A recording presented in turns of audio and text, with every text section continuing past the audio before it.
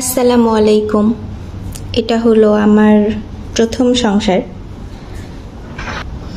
আমার মনে হয় যে লাইফে যাই ঘটে যাক, প্রথম সংসারটার কথা সারা জীবনই মনে থাকে। তো এই জন্য আমি চেষ্টা করছি আমার সংসারটাকে কিছুটা নিজের মতন করে সাজানোর। সম্পূর্ণ পারি নাই, কারণ আসলে নতুন সংসার যেহেতু, তো অনেক কিছুই জানি না, বুঝি না। আস্তে আস্তে জানতেছি, বুঝতেছি। এটার পরে আরেকটা দরজা আছে, ওইটা হচ্ছে মেইন দরজা, আর এটা হলো সেকেন্ড, যেটার মাঝখানে আমাদের সুর একটা আছে, আর এইদিকে হচ্ছে রান্নাঘর। এই পাশ দিয়ে আসলে আমার মেয়েটার ফিডিং চেয়ার। এই জিনিসটা হচ্ছে বেলকনিতে থাকে, কাপড় চোপড় যখন নাড়ায় দিই আমার বেলকনিতে সুন্দর। এটা হচ্ছে কাপড় চোপড় রাখার জিনিস। এদেশে হচ্ছে নিয়ম, যেখানে সেখানে তার টানিয়ে কাপড় চোপড় রাখা যায় না, যেটা দেখতে ভালো লাগে না। এই জন্য সো আমি কাপড় চোপড় শুকিয়ে গেলে আমি এটা ঘরের মধ্যে নিয়ে আসি, কারণ বারান্দায় যে বিধি কিস্তি করে কাপড় চোপড় রেখে দেওয়া, এটা আমার একদমই পছন্দ না। তো কাপড় চোপড় শুকিয়ে গেছে, আমি এটা এখানে এনে রেখে দিছি। আবার কাপড় চোপড় যখন দরকার হবে তখন আমি এটাকে, যেহেতু চাকা আছে, নিয়ে যাওয়ার সুবিধা। আর এটা হলো আমাদের ডাইনিং স্পেস। এদেশের বেশিরভাগ বাসাতেই আসলে এরকম ডাইনিং রুম আর ড্রয়িং রুমটা একসাথে। সো আমাদেরও এরকম। আমার সবুজ খুবই ভালো লাগে, ওই জন্য সব জায়গাতেই ট্রাই করি একটু সবুজের ছোঁয়া রাখার। আর এই তো ডাইনিং রুমের এক পাশে সোফা। এই জায়গাটা হচ্ছে ফাঁকা ছিল, আর এই পাশে ছিল হচ্ছে এভাবেই ছিল আর কি। কিন্তু আমার মেয়ে ইদানিং সোফা থেকে নামতে পারে না, ব্যথা পায়। সো এটা একটা তোষকের মতন সিঙ্গেল। সো এইটা কিনে এখানে রেখে দেওয়া হয়েছে। মানে কিছু করার নাই আর কি, দেখতে একটু যেমন তেমন লাগুক, কিন্তু আসলে বাচ্চার কথা চিন্তা করে সব কিছু তো আর আসলে মন মতো হবে না, বাট যতটুকু করা যায়। আর ওই পাশে বেলকনি। সোফার সামনে হচ্ছে এই টেবিলটা ছিল, বাট এইটা হচ্ছে এই জন্য এখন এক পাশে রাখা হয়েছে। সো গেস্ট আসলেও আমি সরাই না, এখানেই রেখে দিই, কারণ এখান থেকে নিয়ে যে যার যার মতো খেতে পারে। আর এইখানে আমার মেয়ের আরও কিছু খেলনা, ক্রলিং করার জিনিস। এই চেয়ারটা ওর খুব পছন্দ, আর এখানে বসে কোরআন শরীফ পড়ি আমি। এই চেয়ারটা, এই টাইপের চেয়ার আসলে বসে খুব আরাম। তাই তো সুন্দর ছোট্ট খাট্ট, বাট আমার খুবই পছন্দের একটা ঘর এটা, কারণ এটা আমার মনের মতন করে সাজানো আর কি। এই দেশে হচ্ছে বেডরুমগুলো প্রাইভেসি বজায় রাখে। সো বেডরুম হচ্ছে এই দিক থেকে গেলে 1 2 3, কি হয়েছে মা? ভেতর দিকে আসলেই হচ্ছে এটা আমাদের বেডরুম, সিম্পল করে সাজানো। একটা ওয়ার্ড্রোব আছে আর একটা টেবিল। আমাদের সংসারে প্রথম ফুলদানি হচ্ছে এটা। আমার হচ্ছে ফুল খুবই পছন্দ।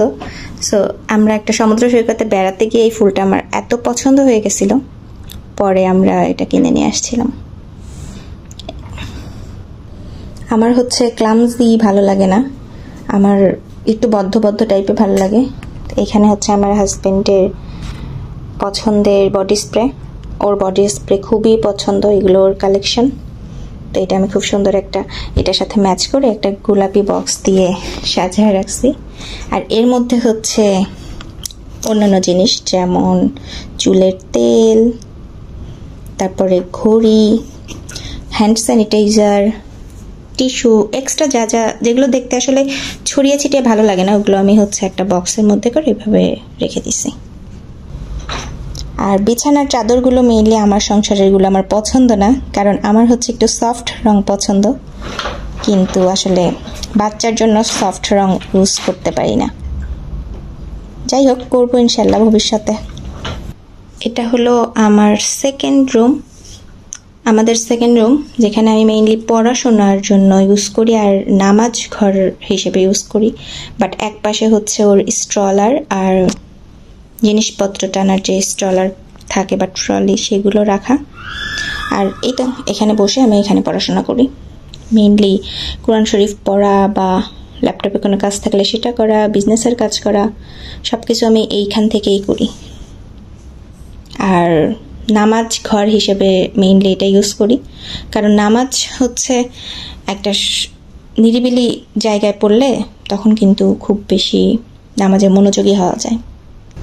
অ্যান্ড লাস্ট হলো আমার মেয়ের ঘর। ও হচ্ছে এখানে বসে খেলাধুলা করে, এখানে মেইনলি ওর জিনিসপত্রই রাখা হয়, আমি ওখানে বসে বসে ওকে দেখাশোনা করি।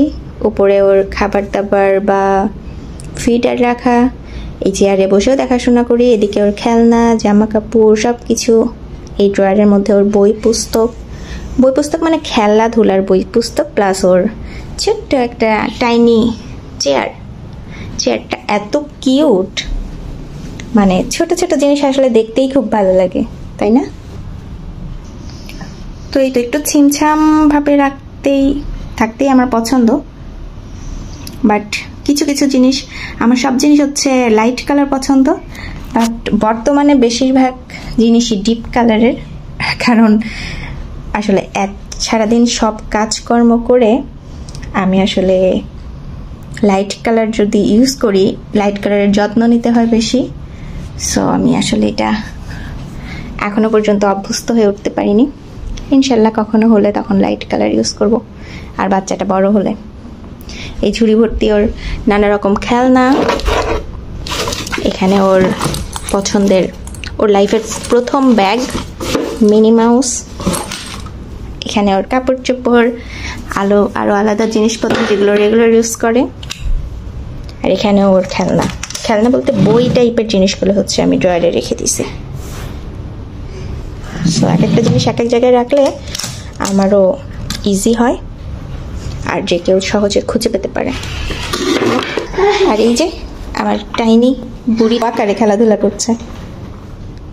সবসময় এরকম গোছানো থাকে না, কারণ আমি যখন গোছাই তখন ওকে এই ওয়াকারে বসিয়ে দেই অথবা ফিডিং চেয়ারে বসিয়ে দেই, ও কিছুক্ষণ বসে থাকে, তারপর আমি ঘর বাড়ি গুছিয়ে আবার ওকে খেলার সুযোগ দিই। আসলে গোছাতে পারবো, ভবিষ্যতেও পারবো, এখনো মোটামুটি পারি, কিন্তু ওর খেলার সময়টা তো আর ধরে রাখতে পারবো না। সো ঘর বাড়ি অগোছালো হয়, আবার গোছাই। আর এক কর্নারে হচ্ছে আমাদের 3 জনের 3টা চেয়ার, এটা হলো আমার টাইনি বুড়ির চেয়ার। এই 3টা চেয়ার নিয়ে হচ্ছে আমরা বারান্দায় রাত বিরাতে বসে জ্যোৎস্না বিলাস করি। তো আজকে একটু গুছিয়ে ভাবলাম যে নিজের জন্যও একটা মেমোরি হয়ে থাকবে আমার লাইফের প্রথম সংসার। কেমন লাগলো জানাবেন।